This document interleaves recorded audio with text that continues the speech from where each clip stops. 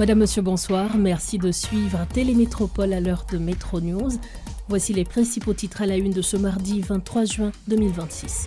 Le secrétaire général de l'OEA, Albert Hamdine, envisage une visite officielle dans le pays pour poursuivre les consultations avec les autorités et les acteurs de la crise. En marge de l'Assemblée générale de l'Organisation des États américains au Panama, il a rencontré la ministre haïtienne des Affaires étrangères, Raïna Forbin, et réaffirme son soutien au processus de transition en Haïti. À l'occasion de la Journée mondiale de la fonction publique, l'Office de management et des ressources humaines a réuni plusieurs responsables gouvernementaux. Les intervenants ont salué le travail des agents publics et souligné leur rôle essentiel dans le fonctionnement de l'administration. Également à la une de ce mardi, accueil chaleureux pour les Grenadiers à Atlanta, à quelques heures du dernier match de l'équipe nationale face au Maroc. Parallèlement à Port-au-Prince, plusieurs citoyens ont partagé leurs impressions sur le parcours des Grenadiers. Entre fierté nationale et critique sportive, les réactions reflètent des sentiments partagés autour du retour d'Haïti sur la scène mondiale du football.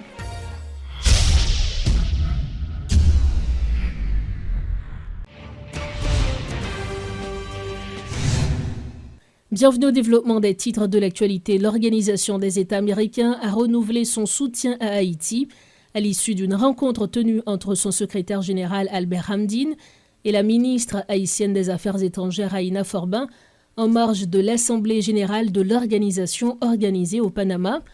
Au cours des échanges, l'OEA a souligné que la réussite du processus de transition demeure une condition essentielle au rétablissement de la sécurité, au renforcement des institutions démocratiques et à l'organisation d'élections crédibles dans le pays.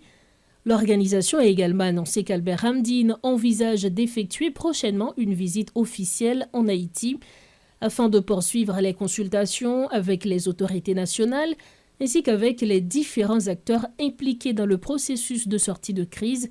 Par ailleurs, l'OEA a réitéré son engagement à poursuivre sa collaboration avec la CARICOM, l'Organisation des Nations Unies, et d'autres partenaires internationaux afin d'accompagner les efforts de stabilisation et de développement d'Haïti. Célébration ce 23 juin de la Journée mondiale de la fonction publique. À cette occasion, une activité organisée par l'OMRH a réuni le Premier ministre, des membres de son cabinet ainsi que des cadres de l'administration publique. Le coordonnateur général de l'OMRH, Madeleine Fils-Aimé, a rendu hommage aux fonctionnaires qui servent quotidiennement l'intérêt général malgré les nombreuses difficultés. Pour sa part, le chef du gouvernement, Alex Didier Fils-Aimé, a exprimé sa reconnaissance envers les agents de la fonction publique haïtienne, soulignant que la force de l'État repose avant tout sur les femmes et les hommes qui assurent son bon fonctionnement malgré les défis. Il en a profité pour faire plusieurs annonces concernant la situation sécuritaire du pays. Suivez ce compte-rendu de Réti Fortuné. La Journée mondiale de la fonction publique est célébrée cette année en Haïti, dans un contexte marqué par un mouvement de protestation d'employés de l'administration générale des douanes. Pourtant, les cadres de l'État ont profité de cette date pour mettre en avant l'importance des agents publics, sans pour autant évoquer le cas des grévistes dont les revendications quotidiennes ne sont toujours pas prises en compte. Placé sous le thème « Fiers de servir », bâtissons dès aujourd'hui l'administration publique de demain, cette activité a rassemblé des membres du gouvernement, des représentants du corps diplomatique ainsi que plusieurs personnalités. Ce fut l'occasion pour le Premier ministre de rendre hommage aux agents de la fonction publique, soulignant que la force de l'État repose avant tout sur les femmes et les hommes qui assurent son fonctionnement malgré les défis. Vous êtes cette force tranquille qui permet à l'État de continuer de servir. Vous êtes cette constance qui rassure, cette volonté qui résiste, cette espérance qui refuse de s'éteindre. Le thème de cette année, fiers de servir, bâtissons dès aujourd'hui l'administration publique de demain, nous invite à regarder l'avenir avec confiance. Dans son intervention, le coordonnateur général de l'OMRH, Madeleine Fils-Aimé, a salué l'engagement du chef du gouvernement en faveur de la modernisation de l'administration. Il a également mis en avant la volonté de son institution d'accompagner et d'encadrer les entités haïtiennes dans la mise en œuvre des réformes visant à professionnaliser la fonction publique, tout en faisant la promotion d'une gestion moderne des ressources humaines de l'État. Nous sommes fiers de servir, nous le restons, nous voulons le dire haut et fort, et je suis fier d'être avec vous, je suis fier pour ce que vous représentez aujourd'hui. Monsieur le Premier ministre, votre présence parmi nous ce matin est le symbole fort de votre engagement à assumer pleinement les responsabilités qui sont les vôtres pour mener à bien la gouvernance administrative du pays. Si les services publics ne sont pas totalement paralysés par la crise que traverse le pays, c'est grâce à la résilience des fonctionnaires, a insisté le Premier ministre. Ce dernier a tout de même promis de multiplier les efforts pour rétablir la sécurité sur l'ensemble du territoire afin de leur permettre d'évoluer dans de meilleures conditions. Le gouvernement a été mobilisé pour rétablir la sécurité sur tout le territoire national. Avec renforcement de capacité de la police et force l'armée d'Haïti, ensemble avec support force répression gang, opération souterraine, pas jamais campé. Le chef du gouvernement a également salué la détermination de la police nationale, des forces armées d'Haïti et des forces de répression des gangs dans la lutte contre l'insécurité, tout en promettant des résultats concrets dans un avenir proche. Un arrêt de travail a été observé ce mardi par des membres de l'Association des douaniers haïtiens, paralysant ainsi l'ensemble des activités au sein de l'institution. Des pneus enflammés ont été constatés devant l'entrée principale des locaux. Les employés réclament notamment l'application du statut particulier. Selon eux, des promesses ont été faites depuis septembre 2025 concernant le respect de ce document, mais aucune mesure concrète n'a encore été mise en œuvre.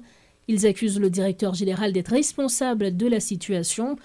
De son côté, le directeur général Gérard Ramplet s'est expliqué sur les faits et a promis de prendre des mesures à l'encontre des fauteurs de troubles au sein de l'institution. Reportage de Rodolphe Pierre-Louis. Des pneus enflammés, des attaques frontales, des membres de l'association des douaniers haïtiens n'ont pas lésiné sur les moyens ce mardi.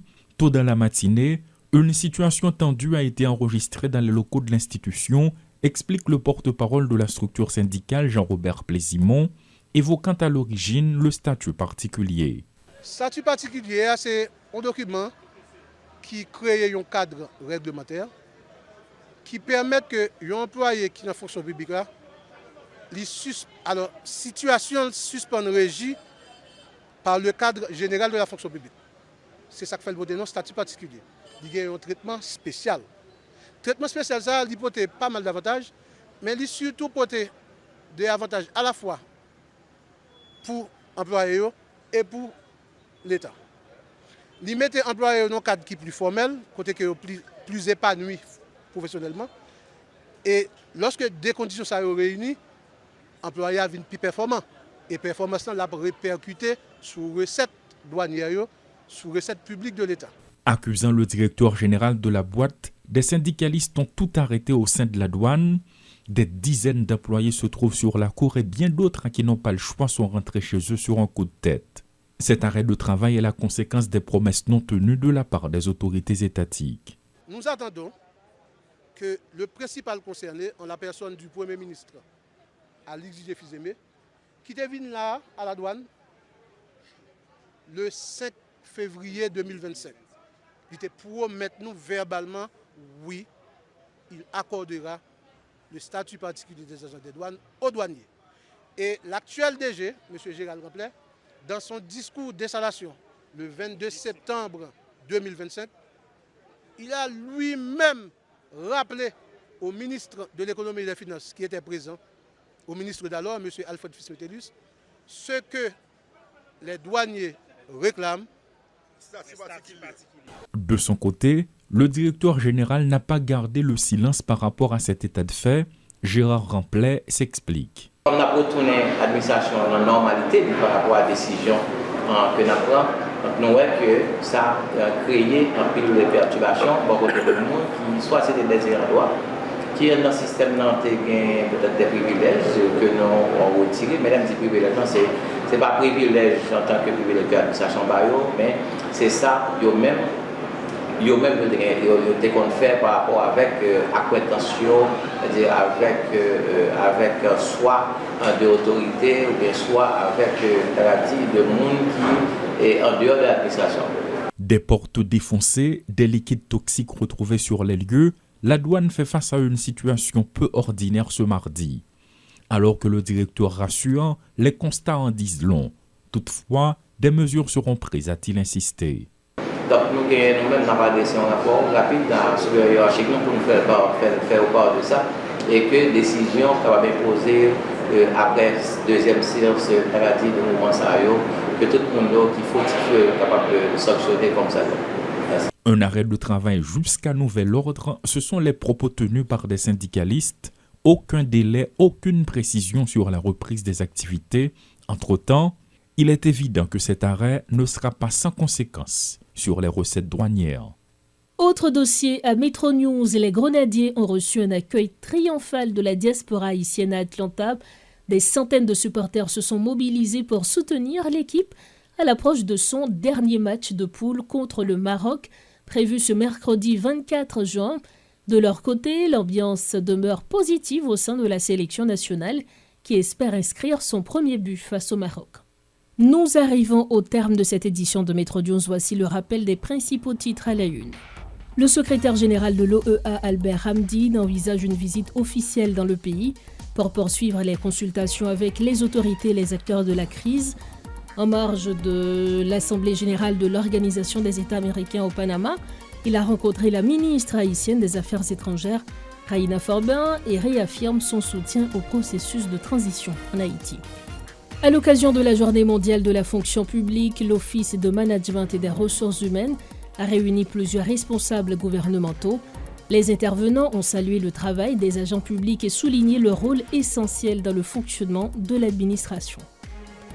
Également à la une de ce mardi, accueil chaleureux pour les Grenadiers à Atlanta, à quelques heures du dernier match de l'équipe nationale face au Maroc. Parallèlement à Port-au-Prince, plusieurs citoyens ont partagé leurs impressions sur le parcours des Grenadiers.